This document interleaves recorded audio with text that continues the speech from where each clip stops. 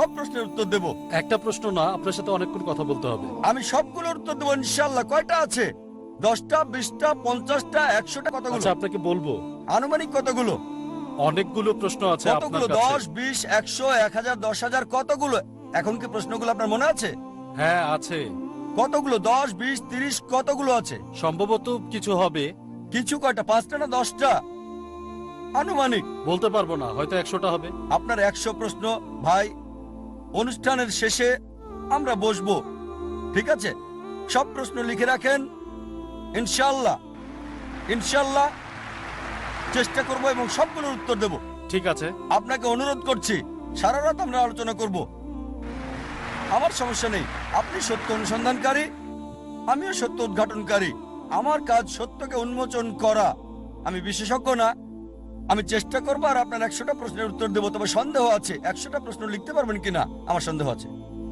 ঠিক এবার আছে। আপনার আসল প্রশ্নে আসি। আমি শেখর, আমি আইআরএফ এর কাছে কৃতজ্ঞ আমাদের সুযোগ দেওয়ার জন্য আপনাকে কিছু প্রশ্ন করার। প্রথমবার আপনাকে দেখলাম, আমি আনন্দিত। আপনাকে সহজ প্রশ্ন করছি। আমি একজন ব্যবসায়ী। আমার আমার শখ হলো ধর্ম পাঠ করা।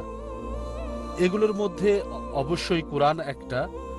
আর আমার প্রশ্নটা হচ্ছে খুবই সহজ। যেমন আমি জানতে চাই, আপনি আয়েশা সম্পর্কে যা বলেছেন খুবই সুন্দর, খুবই চমৎকার বিষয় আপনি বলেছেন। তাই আমার প্রশ্ন খুব সহজ আর ছোট করে বলছি। আর আমি আশা করছি ক্রস প্রশ্ন করার সুযোগ পাবো সমস্যা আপনার নেই। উত্তরের পর। বলেন। ধন্যবাদ। মুসলিমে আছে বুক নাম্বার 4 হাদিস নাম্বার 2127। এতে বলা হয়েছে একটা অংশে যে তিনি আমাকে মারলেন আয়েশা আমার শরীরে, তাতে ব্যথা পেয়েছি। এরপর যদি মিসকাত আল আসাবি পড়েন, ভলিউম 2 পৃষ্ঠা 690, আর মুসলিমে আছে বুক নাম্বার 9 হাদিস 3506। এটার একটা অংশ, শুধু পয়েন্ট বলছি। সেখানে ওমর নবীকে বলতে চাচ্ছেন অথবা তাকে হাসাতে চাচ্ছেন। তিনি বলছেন, ঈশ্বরের বার্তাবাহক, আমার মনে হয় আপনি খাদেজার মেয়েকে দেখেছেন, যেখানে সে অতিরিক্ত টাকার কথা বলছে। আমি দাঁড়ালাম আর ঘাড়ে চড় মারলাম। নবী তখন হাসলেন আর বললেন, তারা আমার পাশেই আছে। অতিরিক্ত টাকা চাইতে যে দেখেছো আবু বকর তারপর আয়েশার কাছে গেলেন এবং তাকে ঘাড়ে চড় মারলেন। ওমর একই কাজ করলো হাফসার প্রতি। আমরা দেখছি এখানে একটা বিষয় চলে আসে। আবার যদি কোরআনে সূরা নিসা অধ্যায় 4 আয়াত 34 দেখেন, স্ত্রীদের মধ্যে যাদের অবাধ্যতার আশঙ্কা করো তাদের উপদেশ দাও, শয্যা বর্জন করো, প্রহার করো। আপনার আলোচনা থেকে যা বুঝলাম, নারী এবং পুরুষের জন্য শাস্তির সমান বিধান করা হয়েছে। তাদের আঘাত করা যাবে কিনা সেটা নিয়ে ভাবছি না। আমার কথা হলো, নারীরা তাহলে কি করবে যদি পুরুষ ভুল করে? কারণ পুরুষ তো তাকে মারতে পারে। ভাই, ভালো প্রশ্ন করলেন আর আমি অনুমতি দিয়েছি ক্রস প্রশ্ন করার আমার উত্তরের পর। অনুমোদিত। ভাই, সহিহ মুসলিম এবং মিশকাতুল মাসাবি থেকে একটা হাদিসের কথা বললেন। আপনি কি হাফসা এবং হযরত ওমরের সম্পর্কটা জানেন? এখনো ভালো করে জানি না, কারণ আমি বিষয়টা এখনো আপনি পড়ছি। কি আয়েশা এবং আবু বকরের সম্পর্কটা জানেন? আল্লাহ তাদের শান্তিতে রাখুন। মনে হয় তারা বাবা মেয়ে। ঠিক আছে, আমি আপনাকে বলছি, আপনি কি বিবাহিত? জি। হ্যাঁ। আপনার কি কোনো মেয়ে আছে? 2 কন্যা। 2 জন। সুন্দর। আমি জান্নাতে যেতে চাই। সরি? আমি জান্নাতে যাব না। যদি তাদের সঠিকভাবে লালন পালন করেন, আমার মনে ভালোবাসা আর আছে। স্নেহ দিয়ে, তবে জান্নাতে যেতে পারবেন। আমার মনে অন্যথায় নয়। আছে। তবে তবে শুধু ভালো কর্ম দিয়ে ঈমান ছাড়া জান্নাতে যেতে পারবেন না আপনি। তাই আপনার জন্য বেহেশতে যেতে হলে 2 কন্যাকে সঠিকভাবে লালন পালনের পাশাপাশি আপনাকে কোরআনের বিধান, সহিহ হাদিস মানতে হবে, বিশ্বাসী হতে হবে। বুঝতে পেরেছি। যেটা উত্তরের পরে আলোচনা করব। জি, আমি বুঝতে উত্তরের পরে পেরেছি। ইনশাআল্লাহ। একটা সহজ প্রশ্ন করি। ধরুন আপনার মেয়ে 10 তলা বিল্ডিং থেকে লাফ দিতে চাইলে আপনি কি করবেন? আমি তাকে থামাবো। যদি সে অবাধ্য হয় তাহলে আপনি কি করবেন? কি করবেন তখন? তাকে আসল থামাবো। প্রশ্নে আসি। খুব ভালো। সে যদি বলে, আমি যেতে চাই, আমি সুপারম্যানের মতো উঠতে চাই, বাবা তুমি আমাকে বাধা দিচ্ছ কেন, সুপারম্যান হতে চাই আমি, আপনি কি করবেন? জি, আমি অবশ্যই তাকে আপনি থামাবো। চড় দিবেন কিনা? যদি প্রয়োজন হয়, সে বলল আমি লাফ দিতে চাই, কি করবেন? জি, আমি তাকে এই পথ থেকে হ্যাঁ ভাই, আমি সরিয়ে বলছি, দেব। আমি অন্য বলছি, পথে। যদি সে লাফ দিতে চায় 10 তলা থেকে, আমি তাকে মারবো। যদি দরকার হয় স্বাভাবিকভাবে না, আপনি বলবেন না আরে বাবা না দরকার নেই, না না আমি লাভ দেবো বাবা, তুমি দেখো আমি কিভাবে উঠছি, আমি উঠতে চাই, দিলেন একটা চড়। অনেক ক্ষেত্রে বাবাকে নিষ্ঠুর হতে হয়। জি। এখন আমাদের প্রিয় নবীজি মুহাম্মদ সাল্লাল্লাহু আলাইহি ওয়াসাল্লাম বলেছেন, যদি কেউ আল্লাহ এবং তার রাসূলকে নিজের জীবনের চেয়ে বেশি ভালো না বাসে সে মুসলিম না। যদি কেউ আল্লাহ এবং তার রাসূলকে নিজের জীবনের চেয়ে বেশি ভালো না বাসে সে মুসলিম না। সুতরাং অনেক ক্ষেত্রে যা হয়েছে, মাঝে মাঝে তারা তাদের স্বামীদের প্রতি উদাসীন ছিলেন। স্বাভাবিক স্বামী নন নবী মুহাম্মদ সাল্লাল্লাহু আলাইহি সাল্লাম। অনেক সময়, একবার নয়, অনেক ক্ষেত্রে যেখানে হযরত ওমর রাদিয়াল্লাহু আনহু এবং হযরত আবু বকর রাদিয়াল্লাহু আনহু যখন তারা জানলেন যে একজন স্ত্রী নবীজিকে কষ্ট দিয়েছেন, তারা নবীজির শ্বশুর ছিলেন কিন্তু তারা নবীজিকে ভালোবাসতেন, শুধু নিজের কন্যার চেয়ে বেশি না, নবীজিকে ভালোবাসতেন নিজের জীবনের চেয়েও বেশি। অনেক সময় দেখা গেছে যে আপনিও উল্লেখ করেছেন, আমি জানি না আপনি কোন ঘটনার কথা বলছেন, তারা জানলেন যে তাদের কন্যা আল্লাহর নবীকে কষ্ট দিয়েছে। কত বড় সাহস! যেহেতু তারা বাবা, তারা চড় মারতে পারেন, আপনি আমি পারবো না। আমাদের জন্য তারা উম্মাতুল মুমিনিন, তারা বিশ্বাসীদের মাতা, তারপরও তারা ছিলেন মানুষ। যেহেতু নবীজির স্ত্রী ছিলেন, তারা আমাদের জন্য উজ্জ্বল দৃষ্টান্ত, তারপরও তারা ছিলেন মানুষ, তারা ভুল করতেন। যেমনটা কারি তেলাওয়াত করেছেন সূরা নিসা অধ্যায় 4:32, তারা সমান অধিকার চায়। আরেকটা আয়াত আছে সূরা আহজাব অধ্যায় 33, যেখানে নবীজির স্ত্রীগণ নবীজিকে বলছেন, কেন আমাদেরকে দুনিয়ার বিলাসিতা দেন না? তারা আপত্তি করলো, কেন আমরা এমন দারিদ্রতার মধ্যে জীবনযাপন করছি? আল্লাহ আয়াত নাযিল করলেন, যদি তোমরা দুনিয়ার জীবন চাও আমি তা তোমাদের দেব, তবে তোমরা জান্নাত পাবে না। কোরআনের এই আয়াত বলছে আমি তোমাদের মুক্ত করে দেব, তার মানে যদি তোমরা চাও আমি তোমাদের মুক্ত করে দেব। এমন না যে ডিভোর্স দিয়েছিলেন, তোমরা পৃথিবীর বিলাসিতা পেতে পারো তবে আখিরাতে জান্নাত পাবে না।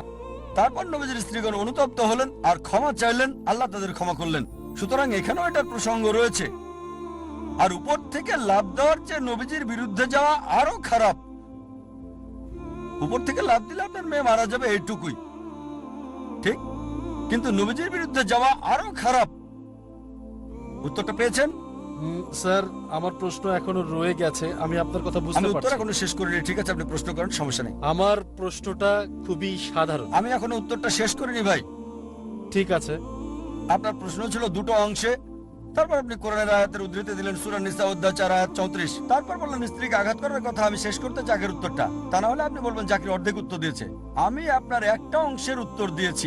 এরপর দ্বিতীয় অংশ হলো সূরা নিসা অধ্যায় 4:34, ঠিক পরের আয়াতটা যেটা কারি তেলাওয়াত করেছেন, তাতে বলা হয়েছে الرجال قوامون على النساء পুরুষ হলো নারীদের রক্ষাকারী। আয়াতটা বলছে যদি তারা অবাধ্য হয়, তারা অনুগত না হয়, তাহলে কথা বলবে না, তারপর শয্যা ত্যাগ করো। তবে তারপর আরবি শব্দ দারাবা, অর্থাৎ মৃদু প্রহার, তার মানে তাকে হালকা প্রহার করো, দারাবা। ইবনে আব্বাস রাদিয়াল্লাহু আনহু বলেছেন, যখন স্ত্রীকে আঘাত করবে মুখে আঘাত করবে না, পয়েন্ট নাম্বার 1। পয়েন্ট নাম্বার 2, যখন স্ত্রীকে আঘাত করবে শরীরে যেন দাগ না পড়ে। আর তিনি উদাহরণ দিলেন মেসওয়াক দিয়ে আঘাত করার। মেসওয়াক মানে টুথব্রাশ। আর এখন আমি বলবো রুমাল দিয়ে আঘাতের কথা। যদি আপনার স্ত্রীকে রুমাল দিয়ে আঘাত করেন, এটা রূপক, এটা প্রহার করা না। প্রহার করা ইসলামে অনুমোদিত নয়। স্ত্রীকে প্রহার করা মানে মুখে আঘাত করা, এত জোরে আঘাত করা যাতে শরীরে চিহ্ন থেকে যায়, আর 1 সপ্তাহ বা 2 সপ্তাহ সেটা তার মনে থাকবে। ইসলামে এভাবে স্ত্রীকে প্রহার করা নিষিদ্ধ। দারাবা হলো মৃদুভাবে আঘাত করা, তার মানে প্রথমে বলো ভুলের কথা, উপদেশ দাও, শয্যা ত্যাগ করো, সংকেত দাও, শেষ সংকেত মৃদুভাবে প্রহার করো। এখন যা বললাম, যে কোনো অপরাধের জন্য শাস্তি একই। শাস্তি একই। মৃদুভাবে আঘাত করাটা শাস্তি না, সতর্ক করা। আপনি কি উল্টোটা করবেন? মেয়ে কি বাবাকে মারতে পারে? আপনার মেয়ে যদি চড় মারে আপনি পছন্দ করবেন না। কেন? সমান। কারণ হচ্ছে, আগে শেষ করতে দেন। আপনি সমতার কথা বলছেন, মেয়ে আপনাকে চড় মারলে আপনি পছন্দ করবেন না। না। আচ্ছা ধরেন এমন সময় আসলো যখন আপনি বৃদ্ধ হবেন আর আপনি লাভ দিতে চাইলে মেয়ে আপনাকে চড় মারলো, সেটা মানায় না, ঠিক? যদিও আপনি বলছেন না, আমি আপনার সাথে একমত, আমি বুঝতে আমি আপনাকে পারছি। সাহায্য করছি। আপনি বুঝছেন কিন্তু আমার কথা বুঝছেন না। না, আমি আমি বুঝতে আপনাকে পারছি। সাহায্য করছি। ধরেন বয়সকালে আপনি পাগল হয়ে গেলেন, 10তলা থেকে লাফ দিতে চান, আপনার মেয়ে বলছে বাবা এটা করো না বাবা, সে হয়তো আপনাকে চড় মারবে, সে তো ভালোর জন্য করছে, সমস্যা নেই, ঠিক আছে। আর এখানে একজন স্বামী সতর্ক করছে স্ত্রীকে, যদি স্ত্রী ঠিক না হয় তাহলে অবস্থাটা কি হবে চিন্তা করেন। ধরেন বড় কেউ, বিশাল বডি বিল্ডার কেউ আসলো আর আপনার সঙ্গে ঠাট্টা করলো, দুর্বল কেউ আসলে আপনি হয়তো তাকে মারবেন, বিদ্রুপকারীকে। আর্নল্ড শোয়ার্জনিগার এসে আপনাকে কিছু বললে আপনি কি তাকে মারতে পারবেন? না, তাকে আঘাত করবেন না। যদিও আপনার শক্তি আছে, শোয়ার্জনিগারের ক্ষেত্রে না। কেন? একইভাবে যেহেতু আল্লাহ বলেছেন আগের আয়াতে পুরুষকে বেশি শক্তি দেওয়া হয়েছে নারীদের তুলনায়, তাই একটা শারীরিক সংকেত, রূপক সংকেত একজন পুরুষ একজন নারীকে দিতে পারে, কিন্তু নারী দিতে পারে না, একজন নারী পারে না। অন্য কিছু সে করতে পারে, যেমন ধরেন যদি সে বাড়িতে রান্না করতে চায়, তখন স্বামীর দায়িত্ব হচ্ছে বাজারে যাওয়া। রান্না করতে সে নাও পারে, বাজারে না গেলে আমি রান্না করবো না, সে আপত্তি করতে পারে, ঠিক আছে, বলতে পারে রান্না করবো না, এটা তার এখতিয়ার। আবার ধরেন একটা উদাহরণ, স্বামী নামাজ পড়ছে না, নামাজ পড়া অতি জরুরি, সে প্রথমে সুন্দরভাবে আপত্তি জানাতে পারে, সে বলল প্রিয় স্বামী নামাজ পড়ো, তারপর সে কিছুটা রাগের সাথে বলতে পারে সমস্যা নেই, স্বামীর সাথে রাগান্বিত হতে কোনো সমস্যা নেই যদি তা আল্লাহ এবং রাসূলের খাতিরে হয়। তবে শারীরিক শাস্তি না, সেটা করা যাবে না। যদি শারীরিক শাস্তি দেন তাহলে বিশৃঙ্খলা হবে, শান্তি আসবে না। চিন্তা করেন স্ত্রী আপনাকে চড় মারছে, আপনি কি ছেড়ে দেবেন? হয়তো বললেন ঠিক আছে। সুতরাং বোঝা গেল এটা রূপকার্থে আঘাত। পশ্চিমা মিডিয়া কি করছে, তারা এটাকে স্ত্রী প্রহার হিসেবে তুলে ধরছে। স্ত্রী অত্যাচারিত কোথায়? কোনো হাদিস নেই। এ কারণে ইসলাম সবচেয়ে ভালো জীবন বিধান, কিভাবে জীবনযাপন করতে হবে স্ত্রীদের সাথে সেটা শিখিয়ে দেয়। আশা করি উত্তরটা পেয়েছেন। যদি পাল্টা প্রশ্ন থাকে তাহলে আপনি করতে পারেন। হ্যাঁ, আসলে দুইটা বিষয়। প্রাথমিকভাবে একটা বিষয় হলো, আপনি বললেন যে দারাবা, যার অর্থ মূলত ট্যাপিং, হ্যান্ড ওয়ার্ক ডিকশনারি থেকে যা বুঝতে পেরেছি, এটা এসেছে ইদ্রিব থেকে। যদি দেখেন আরবি শব্দটা দুইভাবে ব্যবহৃত হয়েছে। প্রথম, কবিতায় আঘাত করা, যেটা ইদ্রিব, যে শব্দটা দারাবা থেকে এসেছে। প্রথমটা কবিতায় আঘাত করা, দ্বিতীয়টা পবিত্র কোরআনে 12 বার ব্যবহৃত হয়েছে। আঘাত করা কি বললেন? আঘাত আঘাত আঘাত করা, কবিতা রচনা করা বা কবিতা রচনা করা, কবিতা রচনা করা কাব্যিকভাবে। দ্বিতীয় অংশ শারীরিকভাবে আঘাত করা, এটা আছে সূরা ৮ আয়াত 12, যেখানে এটা ফেরেশতার ব্যাপারে মাথা মোড়ানো, তাদের আঙুলের নখ কাটা, একই শব্দ ব্যবহৃত হয়েছে। তাহলে কিভাবে একই শব্দ হালকা হিসেবে ব্যবহৃত হতে পারে? আবার অন্যদিকে খুব ভালো প্রশ্ন। দ্বিতীয় অংশ, খুব ভালো প্রশ্ন, খুবই ভালো। দ্বিতীয় অংশ হলো, যদি সহিহ বুখারীতে ফিরে যাই, ভলিউম 7 হাদিস 715, আবার সম্মানিত, আসলে সেই সম্মানিত মহিলা আয়েশা বড় বিশেষজ্ঞ, আমি তার সম্পর্কে পড়েছি। আয়েশা বর্ণনা করেছেন যে একজন মহিলা সবুজ বোরখা পরা এবং তার কাছে অভিযোগ করলেন, অর্থাৎ আয়েশার কাছে, আর তাকে চামড়ায় আঘাতের দাগ দেখালেন। আর সেই সময় রীতি ছিল মহিলাদের মধ্যে একজন আরেকজনকে সাহায্য করে, মানে যখন আঘাত পায় তখন একজন আরেকজনকে সাহায্য করে।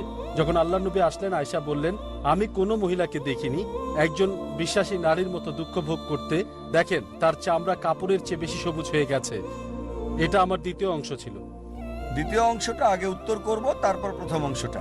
সমস্যা নেই। তিনি নবীজির কাছে অভিযোগ করলেন যে কেউ একজন মহিলাটির প্রতি অবিচার করেছে। এর মানে এই নয় যে নবীজি তা সমর্থন করছেন। কেউ যদি অবিচার করে, আপনি অন্য হাদিসগুলো দেখেন, নবীজি তার ন্যায় বিচার করেছেন। তাহলে এটা না যে কেউ মহিলাটিকে আঘাত করলো আর নবীজি সেটা সমর্থন করেছেন, ঠিক? তিনি শুধু নবীজিকে জানাচ্ছেন হয়তো মহিলার প্রতি অবিচার করা হয়েছে, এটাই। যখন সে অভিযোগ করেছেন, মানে সে এটা সমর্থন করছে না। তিনি বলেননি, হে নবী, আমি খুব ভালো বিষয় শুনেছি, আমি দেখেছি মহিলাটাকে নির্যাতন করছে। যেহেতু তিনি অভিযোগ করেছেন, হযরত আয়েশা রাদিয়াল্লাহু আনহা অভিযোগ করেছেন, তার মানে সমর্থন করছেন না। তাই এখানেও আমরা জানলাম কারো উচিত নয় নারীদের প্রতি নির্যাতন করা এমন নিষ্ঠুর ভাবে। কিন্তু স্যার হুবহু বক্তব্যটা দেখেন, তিনি বলেছেন আমি কোনো মহিলাকে দেখি নাই। এটা আয়েশার কথা, আমার বক্তব্য না।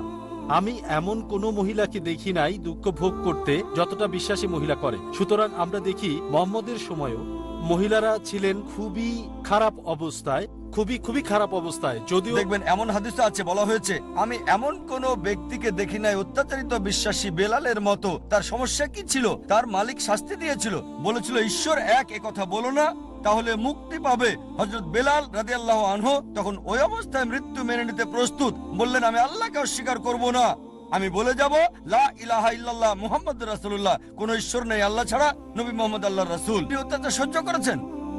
এখন যদি বলি বেলাল বিশ্বাসী, তাকে অত্যাচার করা হয়েছে, তার মানে এই নয় যে বেলালের প্রতি যে অত্যাচার করা হয়েছে রাদিয়াল্লাহু আনহু তা সঠিক ছিল, ভুল ছিল, কিন্তু সে বিশ্বাসী বলে অত্যাচার সহ্য করেছে। এক্ষেত্রে আমাদের প্রসঙ্গ দেখতে হবে, আমাদের দেখতে হবে সরাহ ফাতা আল বারি দেখতে হবে আসলে মহিলা কে ছিল অথবা কি ছিল, কে তাকে নির্যাতন করলো, স্বামী করলো নাকি সে কৃতদাসী ছিল। আপনাকে সরা দেখতে হবে। আমি মুহাদ্দিস না, আমি আপনাকে উত্তরটা দিতে পারবো। আপনাকে সরা বুঝতে হবে, দেখতে হবে। আর কেন মারলো, কে নির্যাতন করলো, স্বামী করেছে কিনা, স্বামী বিশ্বাসী ছিল কিনা, হাজারটা কারণ আছে। কিন্তু শুধুমাত্র স্যার মাফ করবেন, মিসকাত আল মাসাবিতে ভাই শেখর, আমার কথা শুনুন। অনেক দর্শক অপেক্ষা করছে মাইকের পাশে। ছোট করে সংক্ষেপে আপনার প্রশ্নটি করুন, একেবারে অল্প কথায়। আপনি অনেক বড় শীট নিয়ে এসেছেন, অনেক মানুষ অপেক্ষা করছে, কিন্তু সময় খুবই কম, আর সবকিছু এখানে সম্ভব না এভাবে চালিয়ে যাওয়া। এটা ডিবেট পর্ব না, এটা প্রশ্নোত্তর পর্ব। আমি বলবো 4 লাইনে আপনার প্রশ্নটি করুন, ডাক্তার জাকিরকে উত্তরটি বলতে দিন। অনেক মহিলারা অপেক্ষা করছেন, তাদেরকে সুযোগ দিন। আর মাত্র 1 ঘন্টা 12 মিনিট হাতে আছে, ইতিমধ্যে আপনি 20 মিনিট ব্যয় করেছেন।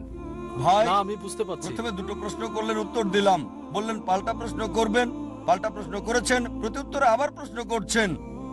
100 প্রশ্নের উত্তর দিতে আমার কোনো সমস্যা নেই, কিন্তু এখানে নিয়ম একবারে একটা প্রশ্ন, লাইনের পেছনে যান, সমস্যা নেই। দুটো প্রশ্ন করলেন, উত্তর দিয়েছি, আবার পাল্টা প্রশ্ন করলেন, পাল্টা প্রশ্নের উত্তরে আবার প্রশ্ন করছেন আপনি। তবে ভাই আমার সমস্যা নেই, আমি কিছু মনে করি না। আমি চাই অনুষ্ঠান শেষে আপনি কেবিনে আসুন, ইনশাআল্লাহ আমি আপনার সব প্রশ্নের উত্তর দেব। আমি আপনাকে জিজ্ঞেস করি, আপনার প্রশ্নের উত্তর দেওয়ার পর কি করবেন? হযরত আয়েশা যে ধর্মে বিশ্বাস করতেন, আপনি কি সেটা করবেন? হ্যাঁ কি না? আমি আপনার সব প্রশ্নের উত্তর দেব। একটা প্রশ্ন না, আপনার সাথে অনেকক্ষণ কথা বলতে হবে। আমি সবগুলোর উত্তর দেবো ইনশাআল্লাহ। কয়টা আছে? 10টা, 20টা, 50টা, 100টা, কতগুলো? আচ্ছা, আপনাকে বলবো। আনুমানিক কতগুলো? অনেকগুলো প্রশ্ন আছে কতগুলো? আপনার কাছে। 10, 20, 100, 1000, 10,000, কতগুলো? এখন কি প্রশ্নগুলো আপনার মনে আছে? হ্যাঁ আছে। কতগুলো? 10, 20, 30, কতগুলো আছে? সম্ভবত কিছু হবে, কিছু কয়টা? 5টা না 10টা? আনুমানিক বলতে পারবো না, হয়তো 100টা হবে। আপনার 100 প্রশ্ন। ভাই অনুষ্ঠানের শেষে আমরা বসবো, ঠিক আছে? সব প্রশ্ন লিখে রাখেন, ইনশাআল্লাহ ইনশাআল্লাহ চেষ্টা করব এবং সবগুলোর উত্তর দেব। ঠিক আছে। আপনাকে অনুরোধ করছি, সারা রাত আমরা আলোচনা করব, আমার সমস্যা নেই। আপনি সত্য অনুসন্ধানকারী, আমিও সত্য উদ্ঘাটনকারী। আমার কাজ সত্যকে উন্মোচন করা। আমি বিশেষজ্ঞ না, আমি চেষ্টা করবো আর আপনার 100টা প্রশ্নের উত্তর দেবো। তবে সন্দেহ আছে 100টা প্রশ্ন লিখতে পারবেন কিনা, আমার সন্দেহ আছে। ঠিক এবার আছে, আপনার আসল প্রশ্নে আসি। এটা পাল্টা প্রশ্নের ভিত্তিতে হবে। আপনার পাল্টা প্রশ্ন ছিল দারাবা শব্দের দুটো অর্থ, একটা অর্থ মাথা মুন্ডন, আর বললেন আপনি কিভাবে জানেন কোনটা সঠিক। ঠিক?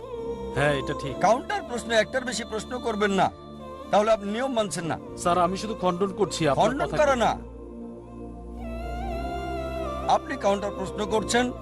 কাউন্টার প্রশ্নে ছিল দারাবা, দারাবা অর্থ আঘাত, এটা কাউন্টার প্রশ্ন। এই কাউন্টার প্রশ্নে আবার প্রশ্ন করলেন আপনি। একটা পাল্টা প্রশ্নে আরেকটা প্রশ্ন করতে পারেন না, একটা কাউন্টার প্রশ্ন করতে পারেন, তবে সেটা স্বাভাবিক প্রশ্ন ছিল।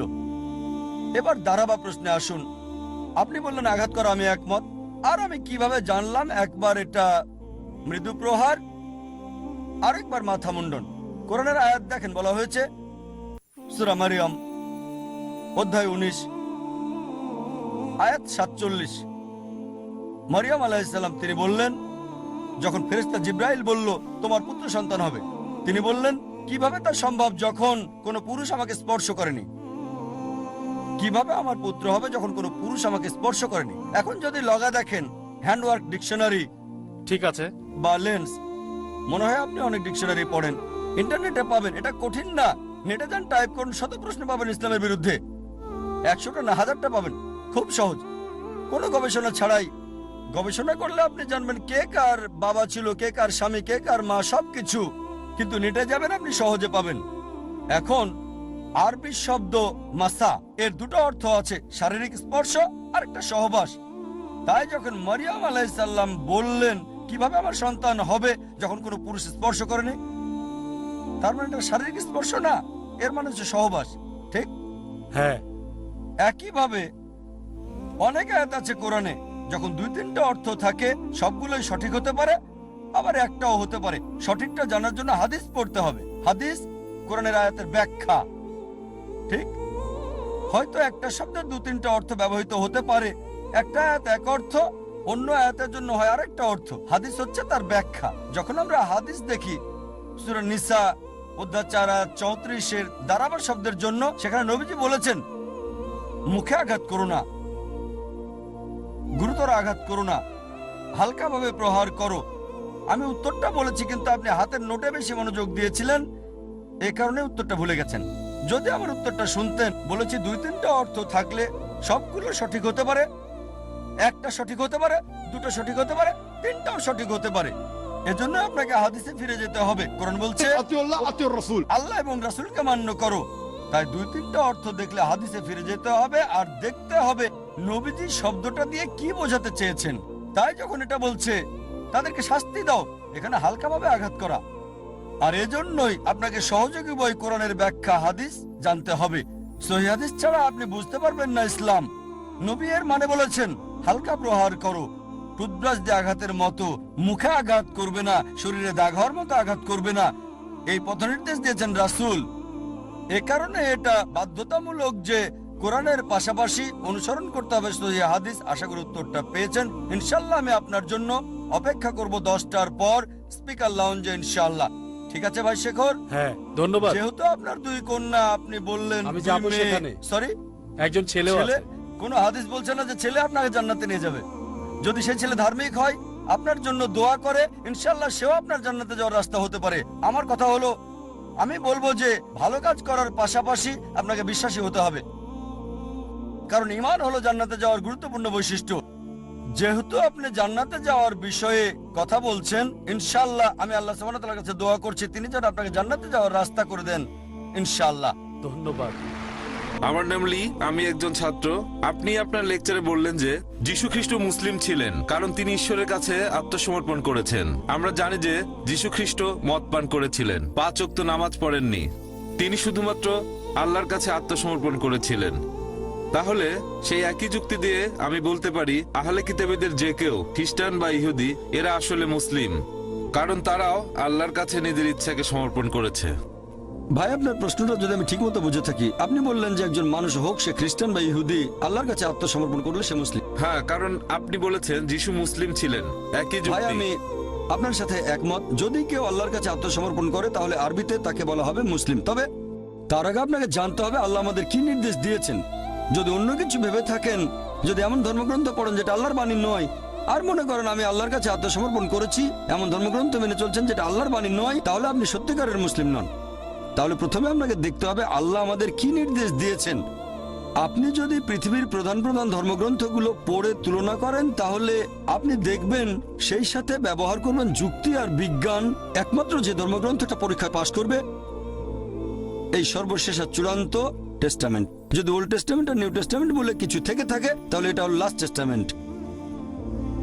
এখন যদি আপনি সত্যি আল্লাহর কাছে আত্মসমর্পণ করতে চান, প্রথমে আপনাকে বুঝতে হবে যে সত্যিকারের আল্লাহ কে, তিনি আমাদের কি নির্দেশ দিয়েছেন, এরপর আপনি তার কাছে আত্মসমর্পণ করবেন। সেজন্য আমি কথাটা এইভাবে বলি, সত্যিকারের মুসলিম হলো সেই লোক যে আল্লাহ তাআলার নির্দেশগুলো মেনে চলে। এখন যীশু খ্রিস্ট বা ঈসা আলাইহিস সালাম ছিলেন আল্লাহ তাআলার রাসূল, তার উপর ওহী নাজিল হয়েছিল, অবশ্যই তিনি আল্লাহর ইচ্ছা পূরণ করেছেন। এখনকার দিনেও যদি একজন খ্রিস্টান, ধরে নেন আজকের লেকচারের যে বিষয়টা, অন্তত আসেন সেগুলো আমরা মেনে চলি যেগুলো আপনাদের আর আমাদের ধর্মগ্রন্থে এক। ধরেন আপনি বললেন বাইবেল ঈশ্বরের বাণী, আমি বললাম কোরআন আল্লাহ তাআলার বাণী। তাহলে আসেন অন্তত কমন জিনিসগুলো আমরা মেনে চলি, পার্থক্যগুলো একপাশে রেখে দিই। আপনাদের বাইবেল বলছে এক ঈশ্বরে বিশ্বাস করো। আপনি যদি ট্রিনিটিতে বিশ্বাস করেন তাহলে বাইবেলের বিরুদ্ধে যাচ্ছেন। ট্রিনিটি শব্দটা বাইবেলের কোথাও বলা নেই, তবে শব্দটা কোরআনে আছে। পবিত্র কোরআনে সূরা নিসা অধ্যায় 4 আয়াত নম্বর 171, ولا تقولوا ثلاثة তোমরা তিন বলো না। যদি আপনি ট্রিনিটি বিশ্বাস করেন তাহলে বাইবেলের বিরুদ্ধে যাচ্ছেন। এরপর বাইবেলে আরো আছে যে তোমরা মূর্তি পূজা করবে না। বাইবেল বলছে তোমরা সর্বশেষ আর চূড়ান্ত নবীকে বিশ্বাস করবে।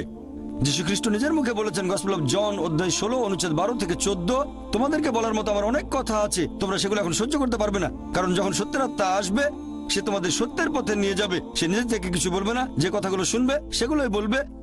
সে তোমাদের ভবিষ্যতের কথা বলবে, সে আমাকে মহিমান্বিত করবে। যদি আপনি সত্যিই বাইবেলের অনুসারী হন তাহলে সর্বশেষ আর চূড়ান্ত নবী মুহাম্মদ সাল্লাল্লাহু আলাইহি সাল্লামকে মেনে চলবেন। তার মানে পবিত্র কোরআন মেনে চলবেন আর আমাদের নবীর কথাগুলো। তাহলে যদি পবিত্র কোরআন আর নবীর কথাগুলো মেনে চলেন আপনি হবেন মুসলিম। আমি আমার লেকচারে বলেছি আসুন আমরা সেগুলো মেনে চলি যেটা কমন। পার্থক্যগুলো এ ব্যাপারে আমি আগেও বলেছি। আমি বাইবেলের কয়েকশো পরস্পর বিরোধী কথা নিয়ে লেকচার দিতে পারি, তবে সেটা করতে চাই না। একবার একজন একটা বই লিখেছিলেন আমেরিকাতে, ডক্টর উইলিয়াম ক্যাম্বেল, যে পবিত্র কোরআনে 30টা বৈজ্ঞানিক ভুল আছে। আমি শিকাগোতে গিয়ে তার সাথে বিতর্ক করলাম, তার সবগুলো অভিযোগ খণ্ডন করলাম। তারপর আমি বাইবেল থেকে 38টা বৈজ্ঞানিক ভুলের কথা বললাম, তিনি একটার উত্তর দিতে পারেননি। আমি এই ভুলগুলো আল্লাহ সুবহানাহু ওয়া তাআলার উপর চাপাতে পারি না। প্রথমে আমাদের দেখতে হবে কোন গ্রন্থটা আসলে আল্লাহর বাণী, তারপর সেটা মেনে চলবো। যদি আমি তর্কের খাতিরে এটা মেনেও নেই বাইবেল হচ্ছে আল্লাহর বাণী, সেক্ষেত্রেও আপনি মেনে চলবেন সর্বশেষ আর চূড়ান্ত নবী মুহাম্মদ সাল্লাল্লাহু আলাইহি সাল্লামকে। আসেন দুটো ধর্মগ্রন্থ যেগুলো কমন সেটা মেনে চলি, আর আজকে থেকে শুরু করি এইগুলো মেনে চলা, কমন জিনিসগুলো মানবো। আশা করি উত্তরটা পেয়েছেন। আমার নাম পাস্কেল, আমি একজন শিক্ষক, আমি একজন খ্রিস্টান। আপনার কথাই বলছি। আপনি ইংরেজি অনুদিত গসপেলের সাথে একমত, যা আমরা খ্রিস্টানরা বিশ্বাস করি। আমি এগুলোর উদ্ধৃতি দিচ্ছি। 1 নম্বর, 4টি গসপেলে যখন যিশু দীক্ষা নিয়ে বেরিয়ে আসলেন, স্বর্গ থেকে একটা শব্দ হচ্ছিল, এ আমার প্রিয় পুত্র, আমি তার উপর সন্তুষ্ট, তাকে মানো। একইভাবে 2 নম্বরে আছে, মাউন্ট টাবুরে তাকে পবিত্র করা হলো, তার মুখমণ্ডল সূর্যের মতো দেখাচ্ছে, স্বর্গ থেকে শব্দ বেরিয়ে আসছে, এ আমার প্রিয় সন্তান, আমি তার উপর সন্তুষ্ট, তোমরা তার কথা শোনো। অনেক সময় তিনি শয়তানকে তাড়াতেন। তারা মানুষের কাছে এসে বলতো, হে ঈশ্বরের সন্তান, কেন আমাদের অত্যাচার করছো সময়ের আগে? আবার বড় যাজকের সামনে যাজক যখন তাকে বলল, মহাপ্রভুর শপথ তাকে বললাম, তুমি কি ঈশ্বরের পুত্র? তখন যিশু বলল, তুমি এটা বলছো। আর যাজক 5 নম্বর অনুচ্ছেদ বলছে, প্রধান যাজক যখন তারা যিশুকে অভিযুক্ত করলো, পিলোটের সামনে বলল, এই লোকটি বলছে সে ঈশ্বরের পুত্র, ধর্মমতে সে অভিশপ্ত, আর আমরা তাকে ক্রুশবিদ্ধ করতে চাই। পিলোট এটা জানতেন না, সেজন্য তারা যিশুকে ক্রুশে চড়াতে চাইলেন। তাহলে সে নিজেকে ঈশ্বরের পুত্র দাবি করেছিল, যদিও সে সরাসরি বলেনি আমি ঈশ্বরের পুত্র, পরোক্ষভাবে বলেছে। ধরুন আপনি ডাক্তার জাকির নায়েক, আপনি এমবিবিএস ডাক্তার, আর আপনি বললেন, হ্যাঁ ভাই আপনি বলেছেন, এর মানে এই নয় আপনি নিজে বলেছেন আমি ডাক্তার জাকির নায়েক এমবিবিএস। একইভাবে যদিও যিশু নিজে বলেননি আমি ঈশ্বরের পুত্র, তিনি সম্মতি দিয়েছেন, সম্ভবত ভদ্রতার খাতিরে তিনি বলেননি আমি ঈশ্বরের পুত্র। আবার আরেকটি উদাহরণ, ভাই আপনার প্রশ্ন ইতিমধ্যে 5টা অনুচ্ছেদের উদ্ধৃতি দিয়েছেন, কোনোটারই রেফারেন্স বলেননি। না না, আমি এটার জন্য প্রস্তুত না, তাই আর বলছি না। আমি রেফারেন্সটা বলে দেবো, কোনো সমস্যা নেই, আমি রেফারেন্সটা বলে দেবো, আপনাকে সাহায্য করবো ভাই, আমি আপনাকে সাহায্য করতে চাই ভাই, কোনো সমস্যা নেই। আপনার প্রশ্নটা কি? আপনি কি এই 5টা অনুচ্ছেদ বলে বোঝাতে যাচ্ছেন যিশু ঈশ্বর দাবি করেছিলেন? হ্যাঁ। ঠিক আছে, আমি উত্তর দিচ্ছি। আমার চ্যালেঞ্জ ছিল একটা মাত্র স্পষ্ট বক্তব্য বের করে দেখান পুরো বাইবেল থেকে, যেখানে যীশু খ্রিস্ট ভাই সাল্লাল্লাহু আলাইহি সাল্লাম নিজে বলেছেন আমি ঈশ্বর, অথবা বলেছেন আমার উপাসনা করো, আমি খ্রিস্টান ধর্ম গ্রহণ করতে প্রস্তুত। একটা মাত্র বক্তব্য দেখাতে পারেন নাই স্পষ্টভাবে বলা সম্পূর্ণ বাইবেল থেকে, যেখানে যীশু খ্রিস্ট ভাই সাল্লাল্লাহু আলাইহি সাল্লাম নিজে বলেছেন আমি ঈশ্বর অথবা আমার উপাসনা করো। এখানেই বাইবেল আছে। আর এটা কিং জেমস ভার্সন। যেহেতু আপনি একজন শিক্ষক, আপনি প্যাস্টরও হতে পারেন। আপনি কি প্যাস্টর? না না না, আমি একজন শিক্ষক, আমি খ্রিস্টান ধর্মের একজন প্রকৃত বিশ্বাসী। ঠিক আছে। রেড লেটার নামে এক ধরনের বাইবেল আছে যেখানে যিশুর কথাগুলো লাল করা আছে। আপনি 5টি বিষয় উল্লেখ করেছেন, আর এগুলোকে 2 ভাগে ভাগ করা যায়। প্রথমে আপনি এলোমেলো উদ্ধৃতি দিলেন আর সঠিকভাবে উদ্ধৃতি দিলেন না। যা বলতে চেয়েছেন সেটা আছে গসপেল অফ জন 3 নম্বর অধ্যায় অনুচ্ছেদ 16 বলা আছে, ঈশ্বর পৃথিবীকে এত ভালোবাসলেন একমাত্র ওরসজাত সন্তানকে দিয়ে দিলেন। তোমাদের কেউ যদি তাকে বিশ্বাস করে তার মৃত্যু হবে না, চিরস্থায়ী জীবন পাবে। এটা 4 গসপেলেই নাই, এটা আছে গসপেল অফ জন 3 নম্বর অধ্যায় অনুচ্ছেদ 16। এগুলো লিখে রাখেন, পরে চেক করে দেখবেন।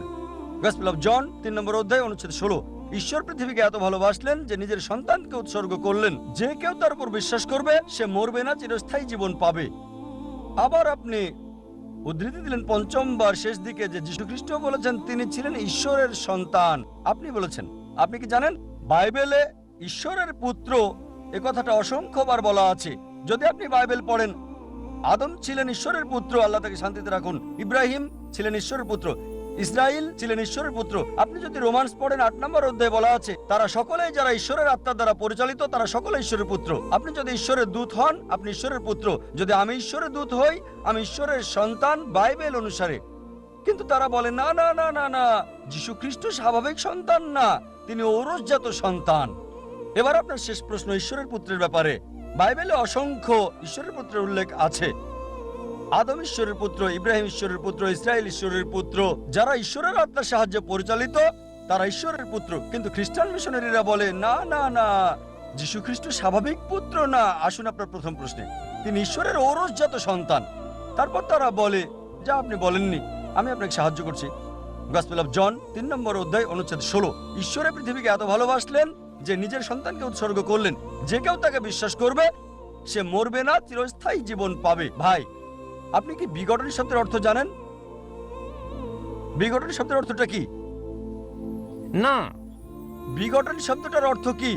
বিগটেন মানে এটা না যা আপনি বুঝেছেন। এটা মানে আমি এটা আপনাকে হতে পারে জিজ্ঞেস না। করছি বিগটন শব্দটার অর্থ কি? হ্যাঁ, আমি জানি। বিগটন শব্দের অর্থ কি? বিগটেন শব্দের দুটো অর্থ রয়েছে। যখন মানবজাতির বিষয়ে বলেন সে বিগটেন মানে তার রক্তমাংসের পুত্র। যখন ঈশ্বর বিগটেন বলেন তার মানে এটা কাউকে বোঝায় না, তাকে জন্ম দেয়া। এর মানে হলো গভীর সম্পর্ক পিতা এবং পুত্রের মাঝে। এটা যদি বলেন পুত্র, আমি বলি ধরেন কেউ এখানে আসলো আর আমি বললাম হে আমার পুত্র, সে কিছু মনে করবে না কারণ তার অল্প বয়স। যদি আমি বলি যে পুত্র এখানে আসো, সে আসবে। যদি বলি বিগটন সান এখানে আসো, সে আমার গালে চড় মারতে পারে। এই অভিযোগ করে যে নাউজুবিল্লাহ আমার দৈহিক সম্পর্ক তার মার সাথে। ঠিক যদি একটা ছোট বালককে বলি বিগটন সান, বা একটা যুবককে হতে পারে 23 বছরের, আমি 40-এরও বেশি, যদি বলি বিগটন সান এখানে আসো, সে হয়তো আমার গালে চড় মারতে পারে। কেন? বিগটন মানে ঈশ্বরের দ্বারা সায়ার, সায়ার মানে নিম্নজাতের প্রাণীর যৌন ক্রিয়া সম্পর্কিত। আর এ কারণে যদি আপনি রিভাইজড স্ট্যান্ডার্ড ভার্সন বাইবেলটা পড়েন, সংস্করণ করেছে 32 জন উচ্চ পদস্থ খ্রিস্টান পণ্ডিত, যাদের সমর্থন করেছে 50টি খ্রিস্টান চার্চ। তারা বলেছে বিগটন শব্দটি গসপেল অফ জন অধ্যায় 3 অনুচ্ছেদ 16 হচ্ছে অসাড় কথা, একটা মিশ্রণ, একটা প্রতারণা, এবং তারা এটাকে বাইবেল থেকে বাদ দিয়েছে। আপনি কি জানেন? যদি রিভাইজড স্ট্যান্ডার্ড ভার্সন বাইবেল পড়েন, যেটা সবচেয়ে বেশি বিকৃত, সংস্করণ করেছে 32 জন উচ্চ পদস্থ খ্রিস্টান বিশেষজ্ঞ, যাদেরকে সহায়তা করেছে 50টি বিভিন্ন খ্রিস্টান মিশনারি। তারা বলেছে এই বিগটন শব্দটি হচ্ছে অসাড় কথা, একটা মিশ্রণ, একটা প্রতারণা, এজন্য এই বিগটন শব্দটা তারা বাদ দিয়েছে। সুতরাং যদি বলেন পুত্র, তবে ঈশ্বরের পুত্র আছে বাইবেলে অসংখ্য। সুতরাং আপনার প্রথম এবং শেষ প্রশ্নের উত্তর আমি দিয়েছি। এবার আসুন আপনার দ্বিতীয় এবং তৃতীয় প্রশ্নে। বলেছেন তিনি শয়তানকে তাড়ান। পুরো উদ্ধৃতি দেন। আপনি পুরো বাক্যটা বলেননি, আমি আমার লেকচারে বলেছি। গসপেল অফ ম্যাথিউ অনুযায়ী অধ্যায় 12 28 নম্বর অনুচ্ছেদ তিনি বলেছেন আমি শয়তানকে তাড়িয়ে দিই ঈশ্বরের আত্মার সাহায্যে। গসপেল অফ লুক অধ্যায় 11 অনুচ্ছেদ 20 আমি শয়তানকে তাড়াই ঈশ্বরের আঙুলের সাহায্যে। এখানে বলছে না যে তিনি একা করেন, তিনি এটা করেন ঈশ্বরের সাহায্যে। এর মানে এই নয় যে তিনি ঈশ্বর। এই সবগুলো অনুচ্ছেদ যা আপনি বলছেন স্পষ্ট করে বলছে যে তিনি হচ্ছেন ঈশ্বরের দূত, তিনি নিজে ঈশ্বর ছিলেন না। এ কারণেই আমি চ্যালেঞ্জ করেছি আপনি পুরো বাইবেলে একটা মাত্র অনুচ্ছেদ দেখান যেখানে স্পষ্ট করে বলা যীশু খ্রিস্ট বা ঈসা আলাইহিস সালাম নিজে বলেছেন যে আমি ঈশ্বর, বা তিনি বলেছেন আমার উপাসনা করো, আমি খ্রিস্টান ধর্ম গ্রহণ করতে প্রস্তুত আছি। যীশু কোথাও কখনো বলেননি যে শুধু যদি আমি বলি পুত্র এখানে আসো, এর মানে এই নয় যে আমার ঔরসজাত সন্তান। ঠিক একইভাবে যদি আপনি আমাকে বলেন যে আমি আপনাকে ডাক্তার জাকির নায়েক বলে ডাকবো, ঠিক আর যদি আমি আপত্তি না করি যে না এটা সঠিক হতে পারে, ভুলও হতে পারে, লোকজন বলে ডাক্তার জাকির নাইক একজন বিশেষজ্ঞ। আমি নিজেকে মনে করি না বিশেষজ্ঞ, আমি একজন জ্ঞানের ছাত্র হিসেবে নিজেকে চিন্তা করি। সুতরাং লোকজন আমাকে যদি বিশেষজ্ঞ বলে আর আমি নীরব থাকি, তার মানে এই নয় যে আমি গ্রহণ করছি। তারা আমাকে বিশেষজ্ঞ হিসেবে বিবেচনা করে, আমি নিজেকে বিবেচনা করি না। সবসময় নিজেকে জ্ঞানের একজন ছাত্র হিসেবে উল্লেখ করে থাকি, তালবে ইলম। সুতরাং আপনি বাইবেল থেকে যা উদ্ধৃতি করেছেন, বাইবেলের যেখান থেকে করেন রেড লেটার হতে হবে। রেড লেটার মানে যীশু খ্রিস্ট বা ঈসা আলাইহিস সালামের কথা। একটা মাত্র বক্তব্য দেখান, স্পষ্ট অনুচ্ছেদ পরিষ্কার করে বলা পুরো বাইবেল থেকে, যেখানে যীশু খ্রিস্ট বা ঈসা আলাইহিস সালাম নিজে বলেছেন যে আমি ঈশ্বর বা আমার উপাসনা করো, আমি খ্রিস্টান ধর্ম গ্রহণ করতে প্রস্তুত। আসসালামু আলাইকুম, আমার নাম আতিফ সুমার, আমি ছাত্র। আমার প্রশ্ন হলো, মূর্তি পূজা করার সময় হিন্দু বিশেষজ্ঞরা বলেন তারা সর্বশক্তিমান ঈশ্বরের উপাসনা করছেন, তবে এই মূর্তি হলো মনোযোগের জন্য। ইসলাম ধর্ম অনুযায়ী এটার কি অনুমতি আছে? ভাই, আপনি প্রশ্ন করলেন, হিন্দু বিশেষজ্ঞরা এটা মানেন যে মূর্তি পূজা করা ভুল, তবে ঈশ্বরের কাছে প্রার্থনা করার সময় মূর্তি রাখা হয় মনোযোগ দেওয়ার জন্য। তারা মানেন ঈশ্বরের প্রতি মূর্তি নেই, তবে মূর্তি হলো মনোযোগের জন্য। এটা সঠিক কিনা? এইসব হিন্দু বিশেষজ্ঞরা হিন্দু ধর্মগ্রন্থ পড়েছেন, আর এই বিশেষজ্ঞরা মানেন সর্বশক্ত ঈশ্বরের কোনো প্রতিমূর্তি নেই। তারা যেটা বলেন, যেসব মানুষ সচেতনতার নিচু স্তরে রয়েছে তাদের মনোযোগের জন্য মূর্তির প্রয়োজন হয়। যখন সচেতনতার উচ্চ স্তরে চলে যাবেন তখন মূর্তির প্রয়োজন হয় না। আমি এই পণ্ডিত আর বিশেষজ্ঞদের বলবো যে যেসব মানুষ সচেতনতার উচ্চ স্তরে, তাদের মনোযোগের জন্য মূর্তি লাগে না। আমরা মুসলিমরা অলরেডি সেই উঁচু স্তরে পৌঁছে গেছি, আমাদের মনোযোগের জন্য মূর্তির প্রয়োজন হয় না। এছাড়া এক পণ্ডিত আমাকে বলেছিলেন, আমাদের শিশুদের সাথে কথা বলার সময় তাদেরকে সহজভাবে বোঝাতে হয়। যদি আপনার ছেলে জিজ্ঞেস করে বিদ্যুৎ কেন চমকায়, আপনি বলবেন যে ঠাকুরমা ওখানে চাক্কি পিষছে, বিদ্যুৎ চমকাচ্ছে কারণ ঠাকুরমা চাক্কি পিষছে, স্বর্গে বসে ঠাকুরমা ময়দা গুঁড়ো করছে। আমি বললাম, ইসলাম অনুযায়ী আমরা মিথ্যে বলতে পারি না, ঠাট্টা করেও না। যদি আমার ছেলেকে বলি বিদ্যুৎ চমকাচ্ছে কারণ ঠাকুরমা চাক্কি পিষছে, যখন সে স্কুলে যাবে তখন জানতে পারবে যে বিদ্যুৎ চমকানোর কারণ হচ্ছে গরম বাতাসের আয়তন বেড়ে যাওয়া। তখন সে এরকম ভাববে আমার বাবা মিথ্যেবাদী। আমাদের বুঝতে হবে যে আমরা সত্যি কথা বলবো। পণ্ডিত আর বিশেষজ্ঞরা বলেন যে নিচু স্তরে মনোযোগের জন্য মূর্তির প্রয়োজন, উঁচু স্তরে গেলে মূর্তির প্রয়োজন হয় না। যেমন আমরা ক্লাস 2তে যখন পড়ি তাহলে দরকার হয়, উঁচু স্তরে গেলে দরকার হয় না। আমি তাদের বলি, ধরেন আমি একজনকে অঙ্ক পড়াচ্ছি ক্লাস 2তে, যখন আমরা অঙ্ক পড়াই তখন বলি 2+2=4। এখন 2+2 এটা ক্লাস 10-এ উঠলেও সেটা 4, গ্র্যাজুয়েশনেও 4, পিএইচডি করলেও সেটা 4ই থাকবে। কোন সাবজেক্টের মূল শিক্ষাটা একই রকম থাকে। 2+2=4 হোক সেটা ক্লাস 2তে, ক্লাস 10-এ, গ্র্যাজুয়েশন অথবা পিএইচডিতে। ব্যাপারটা একেবারে পরিষ্কার। পবিত্র বেদে, হিন্দুদের ধর্মগ্রন্থে বলা হয়েছে যে ঈশ্বরের কোনো প্রতিমূর্তি নেই। এটাই মূল শিক্ষা। মূল জিনিসটাকে বদলাতে পারবেন না। কেউ যদি আমাকে বলে যে ক্লাস 2তে 2+2=5, আপনি ছেলেকে বলবেন না চিন্তা করো না, ক্লাস 10-এ উঠলে তোমাকে বলবো 2+2=4, আমি এখনই শুধরে দেব। তাই এটা সব হিন্দু বিশেষজ্ঞদের দায়িত্ব যে সাধারণ হিন্দুদের বলবেন হিন্দু ধর্মগ্রন্থ অনুযায়ী সর্বশক্ত ঈশ্বরের কোনো প্রতিমূর্তি নেই। এটাই মূল শিক্ষা। তাহলে একেবারে প্রাথমিক স্তরে বিশেষজ্ঞদের জানানো উচিত যে মূর্তি পূজা করা ভুল। আশা করি উত্তরটা পেয়েছেন। আমি অ্যান্টনি, আমি ফিলোসফির একজন ছাত্র। আপনার লেকচার থেকে আজকে যেটা শিখলাম যে সব ধর্মই বলে এমন সব কথা যেগুলো কমন, আর এমনকি মোহাম্মদও কমন, সব ধর্মেই আছে। কিন্তু পবিত্র কোরআনটা কোন দিক থেকে আলাদা? কোরআন এমন কি বলছে যেটা অন্য ধর্মে বলা নেই? যেমন ধরেন মোহাম্মদ, তার কথা সব ধর্মের বইতেই তো বলা হয়েছে। ভাই, খুব সুন্দর প্রশ্ন করেছেন। আপনি বললেন যেটা কমন সেটা মেনে চলতে। সব ধর্মগ্রন্থই বলে মুহাম্মদের কথা, আর কোরআনও বলছে মুহাম্মদের কথা। এখানে নতুন কি আছে? খুবই সুন্দর প্রশ্ন। অন্য সব ধর্মই বলে যে পরবর্তীতে একজন নবী পৃথিবীতে আসবেন, আর বাইবেলও বলছে। আপনি তো খ্রিস্টান, সম্ভবত আপনি পবিত্র বাইবেল পড়েছেন, গসপেল অফ জন 16 নম্বর অধ্যায়ের 12 নম্বর থেকে 14 অনুচ্ছেদে আছে, ঈসা আলাইহিস সালাম শিষ্যদের বলছেন, আমি তোমাদের অনেক কথা বলতে চাই, কিন্তু তোমরা এখন সেটা বুঝতে পারবে না, কারণ যখন সত্যের আত্মা তোমাদের সামনে আসবে সে তোমাদের সত্যের পথে নিয়ে যাবে। আর সে তার নিজের কথা বলবে না, যা শুনবে সে কথাগুলোই বলবে। সে তোমাদের ভবিষ্যতের কথা বলবে, সে আমাকে মহিমান্বিত করবে। তার মানে সব ধর্মগ্রন্থ, হিন্দু, পার্সি, বৌদ্ধ, ইহুদি, খ্রিস্টান সবাই বলছে একজন নবী পৃথিবীতে আসবেন, একজন নবী আসবেন। কিন্তু কোরআন বলছে ইনিই সেই নবী যার উপর কোরআন নাজিল হয়েছে। সেই নবী চলে এসেছেন। যখন আপনি ক্লাস 1-এ পড়ছেন, আপনার স্কুলে সবার উপরে ক্লাস 10, তারপর ক্লাস 2-তে উঠলেন, তখনও লক্ষ্য ক্লাস 10, তারপর ক্লাস 3-তে উঠলেন, তখনও ক্লাস 10ই লক্ষ্য। এখানে শুধু স্কুলের কথা বলছি। Class 5, class 6, class 7, class 8, class 9, তারপর ক্লাস 10-এ উঠলেন, তারপর এসএসসি পরীক্ষা দেবেন, ঠিক?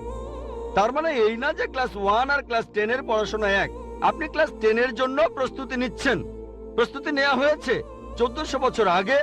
আল্লাহ তাআলা এই নবীকে পাঠিয়েছেন। যীশু খ্রিস্ট বলেছেন, আমি তোমাদের অনেক কথা বলতে চাই, কিন্তু তোমরা এখন তা বুঝতে পারবে না, কারণ যখন সত্যের আত্মা তোমাদের সামনে আসবে সে তোমাদের সত্যের পথে নিয়ে যাবে।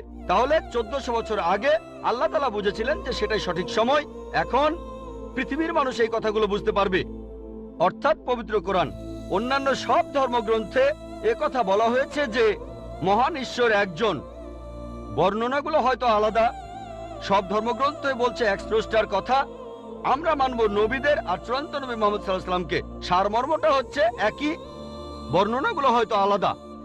আর পবিত্র কোরআনে সূরা মাইদা 3 নম্বর আয়াতে বলা হয়েছে, আজ এই দিনে আমি তোমাদের দিন পূর্ণাঙ্গ করলাম, তোমাদের দিন মনোনীত করলাম ইসলাম, তোমাদের প্রতি আমার অনুগ্রহ সম্পূর্ণ করলাম পুরো মানুষ জাতির জন্য। পবিত্র কোরআন নাজিল হওয়ার পর নতুন কিছু যোগ করা যাবে না, কোনো কিছু বাদ দেওয়া যাবে না। আমি এই কথা আগেও বলেছি। আপনারা তো বলেন ওল্ড টেস্টামেন্ট আর নিউ টেস্টামেন্ট, পবিত্র কোরআন হলো লাস্ট টেস্টামেন্ট। তাহলে পার্থক্যটা হলো এই পবিত্র কোরআন হলো শেষ কিতাব, আল্লাহ তাআলার নাজিলকৃত লাস্ট টেস্টামেন্ট। আপনারা বলেন ওল্ড টেস্টামেন্ট আর নিউ টেস্টামেন্ট। পবিত্র কোরআন হলো লাস্ট টেস্টামেন্ট। অন্য সব ধর্মগ্রন্থ সেগুলো বলছে একটা বইয়ের কথা। পবিত্র কোরআন মুহাম্মদ সাল্লাল্লাহু আলাইহি সাল্লামের ক্ষেত্রে একই কথা। অন্য ধর্মগ্রন্থ বলে যে নবী মুহাম্মদ আসবেন। ইসলাম আমাদের শেখায় আল্লাহ নবীর কাছে যে কিতাব নাজিল করেছেন আর আমাদের নবীজির হাদিসের মাধ্যমে, এটাই হলো চূড়ান্ত ধর্ম পুরো মানুষ জাতির জন্য। আদম আলাইহিস সালাম থেকে প্রথম মানুষটা থেকে শেষ দিন পর্যন্ত এখনো আছে, শেষ পর্যন্ত থাকবে। অন্য সব ধর্মই বলছে এক ঈশ্বরের কথা, বলছে যে শেষ নবী আসবেন। আপনাকে এটা মানতে হবে, এটা মানতে হবে, প্রয়োগ করতে হবে, তাহলে সত্যিকারের খ্রিস্টান হতে পারবেন। সেজন্য আমি বলি, ইসলাম আর খ্রিস্টান ধর্মের সাদৃশ্যের উপর আমি একটা লেকচার দিয়েছিলাম। সেখানে প্রমাণ করেছি যে মুসলিমরা আমরা খ্রিস্টানদের চাইতে অনেক বেশি খ্রিস্টান। খেয়াল করে দেখবেন, আমরা যীশু খ্রিস্টকে সাধারণ খ্রিস্টানদের চাইতে অনেক বেশি মানি। আমার ভিডিও ক্যাসেট দেখতে পারেন, ইসলাম ও খ্রিস্টান ধর্মের সাদৃশ্য। আমি অনেক ব্যাপারে একমত ডক্টর জাকির নায়েকের সাথে।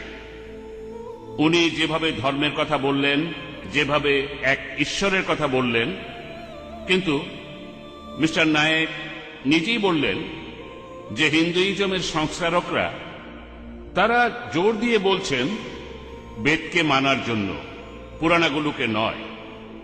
তাই যদি হয়ে থাকে তাহলে কি আমরা কল্কিকে অবতার বলে মানতে পারি? আর আমার দ্বিতীয় প্রশ্নটা হলো, আমি এরপরে আরো 2টা প্রশ্ন করব। যদি কল্কি পুরাণা আর কল্কি অবতারের ব্যাপারটা ইন্ডিয়ার এই 2টা ধর্মের মধ্যে শান্তি আনতে পারে, ঠিক আছে, তাহলে এটাকে ভালোভাবে মূল্যায়ন করুন আর মানুষজনকে সেই কথাটাই জানান। আরেকটা ব্যাপার হলো, আপনি বললেন হিন্দুইজমে বেদ সবচেয়ে পবিত্র, আর আমার একজন বন্ধু একটা প্রশ্ন করেছে যে বেদ, এই হিন্দু ধর্মগ্রন্থটা হিন্দুদের সবাই পড়তে পারে না। এটা সত্যি কথা। হিন্দুদের মধ্যে 4টা বর্ণ আছে, ব্রাহ্মণরা বাদে অন্য 3 বর্ণের লোকেরা বেদ পড়তে পারে না। ক্ষত্রিয় আর বৈশ্যরা বেদ শুনতে পারে, তবে শূদ্ররা কখনো বেদ পড়তে পারে না, তারা বেদ শুনতেও পারবে না। তাহলে হিন্দুইজম আসলে কি? আমি বলছি এর জন্য। আপনি কি বলবেন? হ্যাঁ, আপনি অবশ্যই। কি বলবেন যে শূদ্ররাও আসলে হিন্দু? ভাই, কিন্তু খুব ভালো আপনি প্রশ্ন বললেন করছেন। হিন্দু হলো একটা But please, ভৌগোলিক please, বিশেষত্ব, excuse me, আর ভাই। আমিও একমত। Excuse me, ভাই প্লিজ একবারে একটা প্রশ্ন করুন। আগের জন দুটো প্রশ্ন করেছে, আমি একটা উত্তর দিয়েছি, আরেকটা দেইনি। আমি যে উত্তরটা জানতাম না এমন না, প্রথমটার উত্তর দিয়েছি। একবারে একটা প্রশ্ন করুন, পরে আরো প্রশ্ন করুন, কোনো সমস্যা নেই। আমি এখানে আছি, আমার ফ্লাইট ভোর 4:30টায়। ওকে, একবারে একটা প্রশ্ন করুন, আমি উত্তর দেবো। যদি না জানি তাহলে বলবো উত্তরটা জানি না। আগের জন দুটো প্রশ্ন করেছিলেন, প্রথমটার উত্তর দিয়ে যখন বসে পড়লাম তখন আমার মনে হলো ভুলে গেছি আমি একজন মানুষ, কম্পিউটার নই। আচ্ছা আচ্ছা, ঠিক আছে। তাই আমি বসে পড়ার পর মনে পড়লো, ওহো উত্তরটা দেওয়া হয়নি। এবার আপনার উত্তরটা দেই। আপনি প্রথমে যে প্রশ্নটা করেছেন, হিন্দু সংস্কারকরা বলেন পুরাণাকে মেনে চলো না, শুধু বেদকেই মেনে চলো। তাহলে আমি কল্কি পুরাণের উদ্ধৃতি দিলাম কেন? এগুলো বাদ দিলে তখন কি হবে? ভাই আমার লেকচারের শেষে আমি পরিষ্কারভাবে বলেছি আমি বেদের উদ্ধৃতি দিয়েছি, অন্যান্য হিন্দু ধর্মগ্রন্থের উদ্ধৃতিও দিয়েছি। এখন যদি বেদকে রেখে অন্য সবগুলো হিন্দু ধর্মগ্রন্থের কথা বাদ দিয়ে দেন, লেকচারটা আমার একই রকম থাকবে। সর্বশেষ আর চূড়ান্ত নবীর কথা শুধু পুরাণাতেই বলা হয়নি, শুধু কল্কি পুরাণ থেকে না, আমি বেদ থেকে অনেকগুলো উদ্ধৃতি দিয়েছি। আপনি হয়তো শোনেননি, আপনি চাইলে আবারও বলতে পারি। কি বলবো? ঋগ্বেদের 1 নম্বর গ্রন্থের 13 অনুচ্ছেদের 3 নম্বর পরিচ্ছেদ, ঋগ্বেদের 1 নম্বর গ্রন্থের 18 অনুচ্ছেদের 9 নম্বর পরিচ্ছেদ, ঋগ্বেদের 1 নম্বর গ্রন্থের 142 অনুচ্ছেদের 3 পরিচ্ছেদ। শুধুমাত্র বেদের মধ্যেই কয়েকশো পরিচ্ছেদে মোহাম্মদ সাল্লাল্লাহু আলাইহি ওয়াসাল্লামের কথা বলা হয়েছে।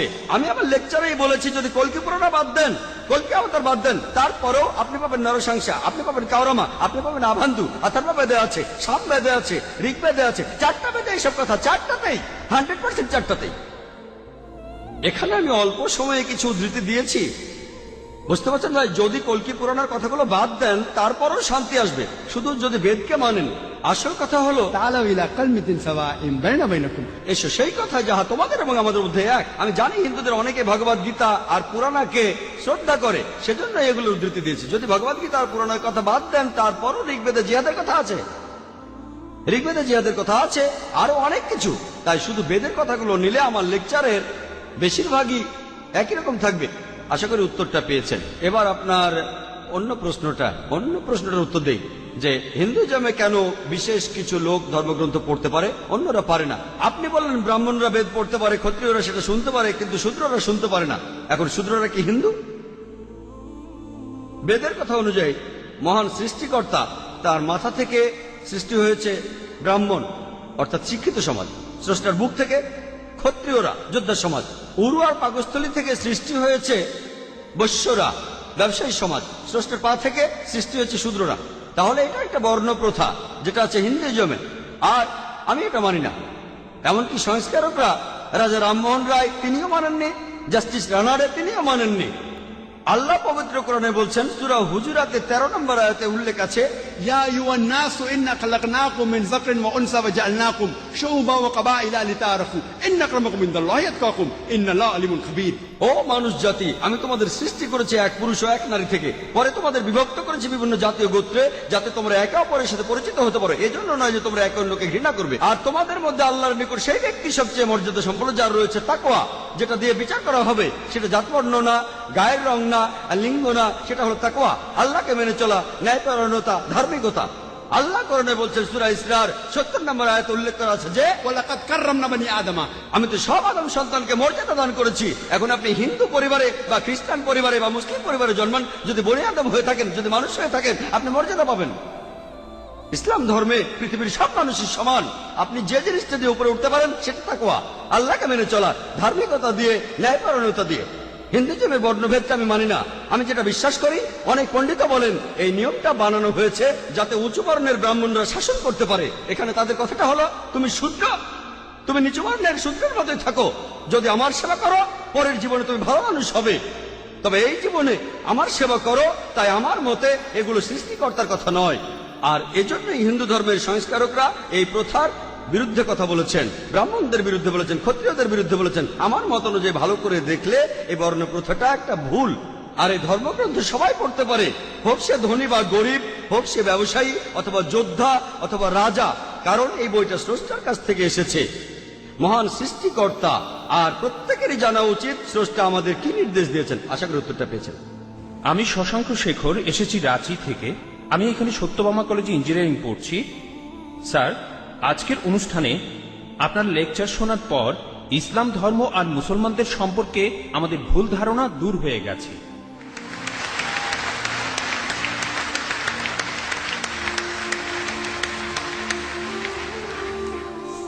স্যার, আমি জম্মু আর কাশ্মীরে গিয়েছি, সেখানকার ভীতিকর অবস্থা দেখেছি। মানুষ সেখানে কষ্টে আছে মুসলমানদের সেই তথাকথিত জিহাদের কারণে। স্যার, আমার প্রশ্নটা হলো, ইসলাম কি এইসব কাজের অনুমতি দেয়? যদি না দেয়, তাহলে এই জিহাদ শব্দটার অর্থ আসলে কি? কারণ পবিত্র কোরআনেই সূরা আরাফের 56 নম্বর আয়াতে বলা হয়েছে, তোমরা বিপর্যয় ঘটিও না। অথবা সূরা শুরার 40 নম্বর আয়াতে বলা হয়েছে যে প্রতিশোধ নেয়ার চাইতে ক্ষমা করা উত্তম। অথবা সূরা মাইদার 32 নম্বর আয়াতে বলা হয়েছে যে যদি কেউ কাউকে হত্যা করে, সে মানব জাতিকেই হত্যা করলো। স্যার, একই বিষয় নিয়ে আমার আরো প্রশ্ন আছে। সেটা হলো, ইসলাম ধর্মে কোন জিনিসটাকে আমরা বেশি গুরুত্ব দেব, ধর্ম বা মাযহাব, নাকি আমাদের দেশ, মাদারল্যান্ড, মাতৃভূমি বা কওম? অনেক ধন্যবাদ। ভাই, আপনি খুব সুন্দর একটা প্রশ্ন করেছেন। প্রথম প্রশ্নটা হচ্ছে ইসলাম ধর্মে জিহাদ নিয়ে। প্রশ্ন করলেন যে কেন মানুষ যুদ্ধ করছে, কাশ্মীরে যা হচ্ছে জিহাদ, এটাকে ইসলাম কি অনুমতি দেয়? জিহাদ শব্দের অর্থ কি? এটা কি কোরআনে সূরা মাইদার 32 নম্বর আয়াতের বিরুদ্ধে যায় না? ভাই, এই জিহাদ সম্পর্কে বলি, এ ব্যাপারে ভুল ধারণা শুধু অমুসলিমদের মধ্যে নেই, মুসলমানদের মধ্যেও রয়েছে। বেশিরভাগ মানুষই এমনটা ভাবে যে কোনো মুসলিম যদি কোনো যুদ্ধ করে, যে কোনো যুদ্ধ হতে পারে নিজের সুবিধার জন্য, হতে পারে পলিটিক্সের জন্য, হোক সেটা ভাষার জন্য, হোক বর্ণের জন্য, সেটাই হলো জিহাদ। মুসলমানদের যুদ্ধ করাটাকে জিহাদ বলা হয় না। জিহাদ শব্দটা এসেছে আরবি শব্দ জাহাদা থেকে, তার মানে চেষ্টা করা, তার মানে পরিশ্রম করা। জিহাদ মানে সংগ্রাম, কোনো কিছুর জন্য চেষ্টা বা পরিশ্রম করা। ইসলামিক অভিধান অনুযায়ী জিহাদ অর্থ কারো অসৎ প্রবৃত্তির বিরুদ্ধে সর্বশক্তি দিয়ে লড়াই করা। এছাড়াও জিহাদ মানে সমাজের উন্নতির জন্য চেষ্টা করা। এছাড়াও জিহাদ শব্দটা যে যুদ্ধক্ষেত্রে আত্মরক্ষাকেও বোঝানো হয়ে থাকে। জিহাদের অর্থ অন্যায় অত্যাচারের বিরুদ্ধে লড়াই করা। জিহাদের মূল অর্থ চেষ্টা বা পরিশ্রম করা। অনেক মানুষের ভুল ধারণা আছে যে জিহাদ মানে পবিত্র যুদ্ধ, তারা জিহাদের অনুবাদ করে পবিত্র যুদ্ধ। পবিত্র যুদ্ধ বলে যে আরবি শব্দটা আছে সেটা হারবুম মুকাদ্দাসা। যদি আপনারা কোরআন পড়েন, কোরআনের কোথাও পাবেন না, একটা আয়াত নেই, অথবা নবীজি সাল্লাল্লাহু আলাইহি সাল্লামের সহিহ হাদিসেও কোনো জায়গায় হারবুম মুকাদ্দাসার কথা বলা নেই। এই শব্দটা কোরআন বা হাদিসে নেই। জিহাদ শব্দটার অনুবাদ কোনোভাবেই পবিত্র যুদ্ধ নয়। ঐতিহাসিকরা এই পবিত্র যুদ্ধ শব্দটা প্রথম ব্যবহার করেছিল খ্রিস্টানদের ক্রুসেডকে বোঝানোর জন্য, যারা খ্রিস্টান ধর্ম প্রচার করেছে আর হাজার হাজার মানুষ হত্যা করেছে। দুর্ভাগ্যজনকভাবে বেশিরভাগ লোক, এমনকি তথাকথিত মুসলমান পণ্ডিতগণ জিহাদের অনুবাদ করে পবিত্র যুদ্ধ। এটা ভুল অনুবাদ। জিহাদ শব্দটার অর্থ চেষ্টা বা পরিশ্রম করা। অনেক সময় এই চেষ্টাটা যুদ্ধক্ষেত্রে হতে পারে, সেই যুদ্ধটাও হবে আল্লাহ সুবহানাহু ওয়া তাআলার পথে, সেটা কিতাল ফি সাবিলিল্লাহ। একটা প্রশ্ন করা হয়, ইসলামে কেন যুদ্ধ আর হত্যার অনুমতি দেওয়া হয়েছে? ইসলামের অনেক সমালোচক আছেন যারা বলেন ইসলাম খুব নিষ্ঠুর একটা ধর্ম। ইসলাম সব সময় বলে অমুসলিম কাউকে দেখলে তাকে মেরে ফেলো। অনেকেই বলেন, ইন্ডিয়াতে এরকম একজন আছেন অরুণ সুরি, তিনি একটা বই লিখেছেন দ্য ওয়ার্ল্ড অফ ফতোয়া। তিনি সূরা তাওবার 5 নম্বর আয়াতের উদ্ধৃতি দিয়ে বলেছেন যে কোরআন বলছে কোন কাফিরদের যেখানেই পাবে, ব্র্যাকেটে হিন্দু, তাদেরকে হত্যা করবে। যদি আপনি পবিত্র কোরআনের সূরা তাওবার 5 নম্বর আয়াতটা দেখেন, সেখানে বলা হয়েছে কাফিরদের যেখানে পাবে হত্যা করবে। তবে এই উদ্ধৃতিটার প্রসঙ্গের কথা এখানে বলা নেই। যদি আপনারা এই আয়াতটার আগের আয়াতগুলো পড়েন, সেখানে একটা শান্তি চুক্তির কথা বলা হয়েছে, মক্কার মুশরিকদের সাথে মুসলিমদের একটা শান্তি চুক্তি। পবিত্র কোরআনের সূরা তাওবার প্রথম 4টা আয়াতে মক্কার মুশরিকদের সাথে মুসলমানদের একটা শান্তি চুক্তির কথা বলা হয়েছে, আর মক্কার মুশরিকরা এই শান্তি চুক্তিটা ইচ্ছা করেই ভেঙেছিল। এরপর আল্লাহ তাআলা 5 নম্বর আয়াতটা নাজিল করলেন মুশরিকদের সম্পর্কে। সেই আয়াতে আল্লাহ মুসলিমদের বললেন সবকিছু 4 মাসের মধ্যে ঠিক করে ফেলো, না হলে যুদ্ধ ঘোষণা করো। আর যুদ্ধক্ষেত্রে আল্লাহ বলেছেন যখন শত্রুরা তোমাকে আক্রমণ করতে আসবে, তুমি শত্রুদের হত্যা করবে। এই আয়াতটা যুদ্ধক্ষেত্রের কথা বলছে। যখন শত্রুরা তোমাকে মারতে আসবে, ভয় না পেয়ে লড়াই করো। আজকের দিনে একজন আর্মি জেনারেল তার দলের সৈন্যদের মনোবল চাঙ্গা করার জন্য সেই জেনারেল বলবেন যে যখন শত্রুরা আসবে তাদের মেরে ফেলো। আর অরুণ সুরি 5 নম্বর আয়াতটা বলার পরে চলে গেছেন 7 নম্বর আয়াতে, কারণ 6 নম্বর আয়াতে উত্তরটা আছে। পবিত্র কোরআনের সূরা তাওবার 6 নম্বর আয়াতে উল্লেখ করা হয়েছে, যদি কোনো কাফির তোমার কাছে আশ্রয় প্রার্থনা করে, যদি তারা শান্তি চায়, তাহলে তোমরা তাদের নিরাপদ স্থানে পৌঁছে দেবে। শত্রু যদি আশ্রয় প্রার্থনা করে, তাদের নিরাপদ স্থানে পৌঁছে দাও। আজকের দিনের সবচেয়ে ভালো আর্মি জেনারেল খুব বেশি হলে তার সৈন্যদের বলবেন যে শত্রুদের চলে যেতে দাও। এখানে আল্লাহ বলছেন তাদের শুধু ছেড়ে দিও না, তাদের কোনো নিরাপদ স্থানে পৌঁছে দাও। যখনই কোরআনে যুদ্ধের প্রসঙ্গে কথা থাকে, আরেকটা হলো সূরা আনফালের 60 নম্বর আয়াতে উল্লেখ আছে, তোমাদের শক্তি ও অশ্ববাহিনী প্রস্তুত রাখো, আর শত্রুদের আক্রমণ করো। পরের আয়াতে বলছে কিন্তু শত্রুরা যদি সন্ধি করতে চায় তুমিও সন্ধি করো। তাহলে যে আয়াতগুলোতে যুদ্ধের কথা বলা হয়েছে তার পরের আয়াতে বলছে যদি তারা শান্তি চায় শান্তিই ভালো।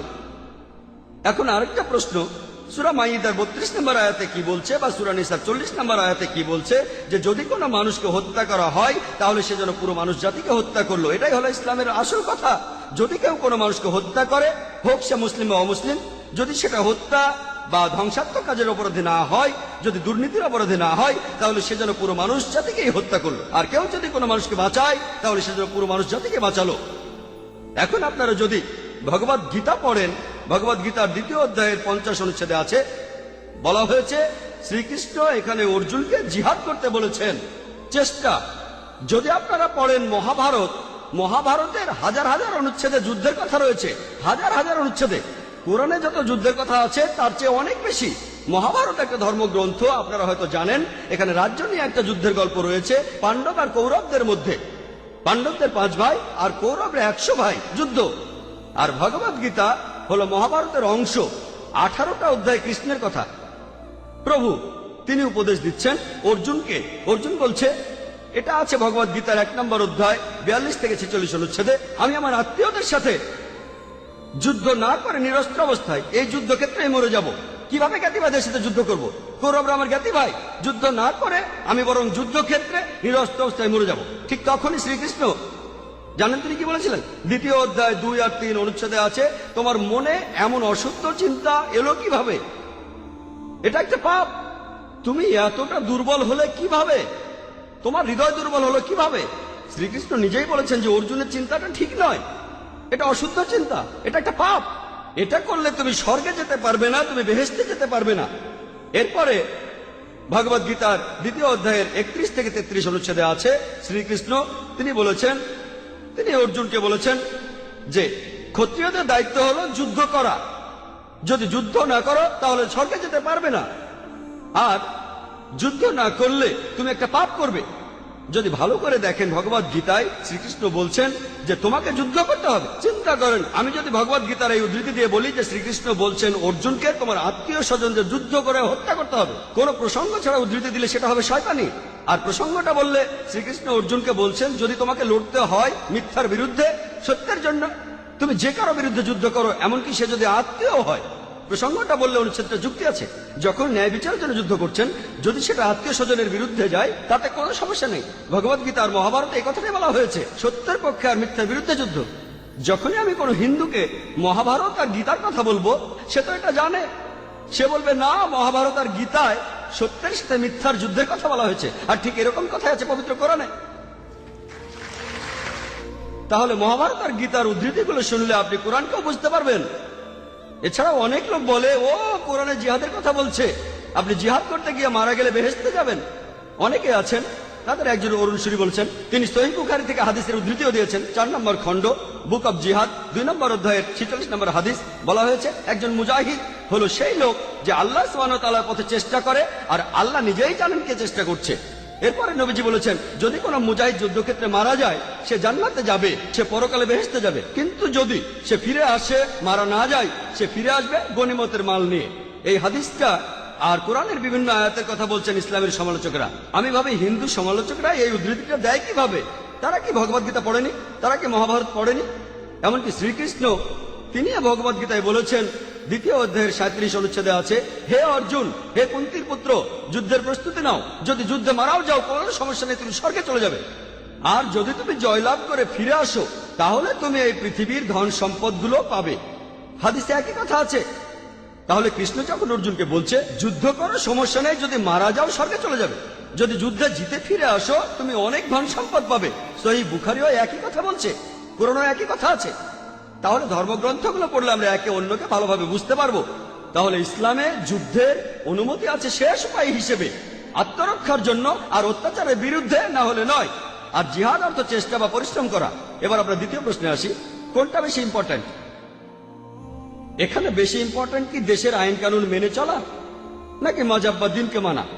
যেন আমাকে প্রশ্ন করছেন আমার উপর কার দাবি আগে, আমার বাবার দাবি আগে না মায়ের দাবি আগে? ভাই দেশের আইন আর ধর্মের আইন মানার ব্যাপারে একটা কথা বলি, আল্লাহকে মানার ব্যাপারে বলি। মহান ঈশ্বর আমাদের সৃষ্টিকর্তা, তিনি আমাদের চাইতে অনেক উপরে। ঈশ্বরের আইন মেনে চলাটা আমাদের কাছে সবচেয়ে ইম্পর্টেন্ট। অন্য যে কোনো আইনের চাইতে সে আইনকে যেই লিখুক না কেন। তবে আমি একজন ইন্ডিয়ান, আমি জানি যে ইন্ডিয়ার সংবিধানে এমন কোনো আইন নেই যেটা ইন্ডিয়ার কোনো মুসলমানকে তার ধর্ম পালন করতে বাধা দেয়। কোনো বাধা নেই। সত্যি বলতে ইন্ডিয়া এমন একটি দেশ যার সংবিধানে লেখা আছে যে ইন্ডিয়ার নাগরিক, তাদের জন্য এটা জন্মগত অধিকার যে তারা তাদের ধর্ম পালন করতে পারবে। আমিও সে কাজই করছি। ইন্ডিয়ায় এমন একটা আইনও নেই যেটা আমাকে আমার ফরজ পালনে বাধা দেয় আর আমাকে দিয়ে হারাম কাজ করাতে বাধ্য করে। এমন কোনো আইন নেই। আমি 5 ওয়াক্ত নামাজ পড়তে চাইলে পড়বো, না পড়তে চাইলে পড়বো না। ইন্ডিয়ার সংবিধানে এমন একটা আইনও নেই যেটা আমাকে ভালো মুসলিম হতে বাধা দেয়। আমি এখানে আমার কথা বলতে পারি, আমি একজন ভালো মুসলিম আলহামদুলিল্লাহ, আর একজন ভালো ইন্ডিয়ানও। আর সংজ্ঞা অনুযায়ী, ভৌগোলিক সংজ্ঞা অনুযায়ী একজন ইন্ডিয়ানকে ভৌগোলিকভাবে বলা হয় হিন্দু। হিন্দু যদি হয় ভৌগোলিক সংজ্ঞা, আমি ইন্ডিয়ার একজন হিন্দু এবং ইসলাম ধর্ম পালন করি।